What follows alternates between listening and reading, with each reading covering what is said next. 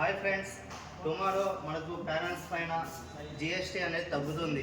అందుకు సత్య showroom tomorrow పొద్దున 6:30కే open చేస్తున్నాం. కస్టమర్లు 6:30 నుంచే రావచ్చు. టుమారో మనకు టీవీ 43 ఇంచెస్, 55 ఇంచెస్, 65, 75, 85, 100 ఇంచెస్ వరకు మనకు తగ్గుతుంది ప్రైస్. రేట్ ఎంత ఓకే సార్.